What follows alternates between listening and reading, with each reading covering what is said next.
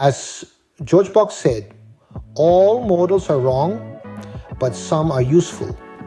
The quote implies that it is much more important to understand on how to apply a model rather than developing one. This so-called applicability domain principle has not gone without challenge in the area of AI.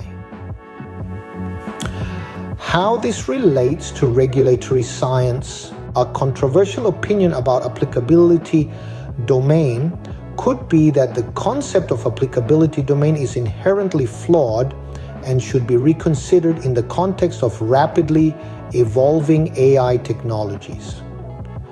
While traditional statistical models often rely on well-defined boundaries of applicability, AI models, particularly deep learning models, exhibit complex and nuanced behaviors that may not fit neatly within such constraints.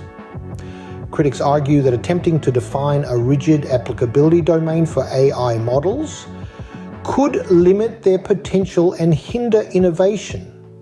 Instead, they advocate for a more dynamic approach that prioritizes continuous monitoring, adaptation, and transparency in model performance across diverse contexts. Furthermore, some argue that the focus on applicability domain overlooks the importance of interpretability and explainability in AI systems.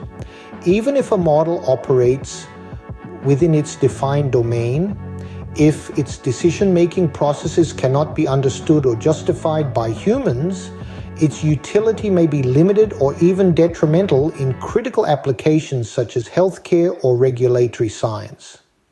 In essence, this controversial stance challenges the traditional notion of applicability domain by suggesting that the emphasis should shift towards broader considerations of adaptability, transparency, and interpretability in AI model development and deployment.